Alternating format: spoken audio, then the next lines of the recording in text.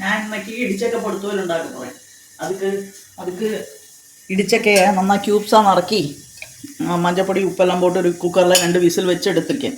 அதை നന്നാ മത്ത് വെച്ച് நெசுக்கி இந்த மாதிரி ஆக்கி வச்சுருக்கேன். அதுக்கு தேங்காயும் பச்சைமிளகாய், ஒரு மூடி தேங்காயும் ஒரு 3 பச்சைமிளகாயுமா சதைச்சி வச்சுருக்கேன். அது வெளிச்செண்ணெய் விட்டுட்டு கடுகு உளுத்தம்பருப்பு மிளகா வத்தல் பொரிச்சு கொட்ட வச்சுருக்கேன்.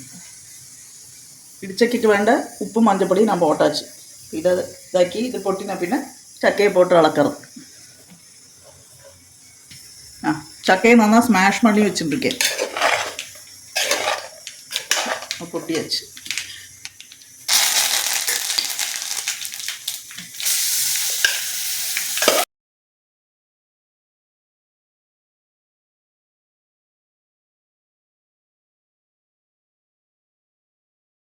എന്നാലും നന്നാ പരണ്ടാച്ച്.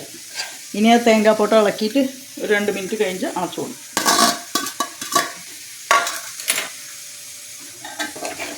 இது சாம்பாருக்கு மோர் கூட்டானுக்கு எல்லாமே நல்லா இருக்கும். இது நறுக்கி வைக்கிறது நறுக்கி சதைச்சி வைக்கிறது தான் பாடு. പക്ഷേ എല്ലാം ആച്ചുന്ന നല്ല ടേസ്റ്റാണ്, നന്നായിരിക്കും. இடிச்சக்க பொறுத்தவரை ரெடி.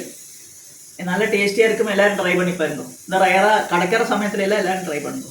சக்கை ரொம்ப பெருசாக ஆக்கி இடிச்சக்க பிராயத்தில் எடுக்கணும். சரியா?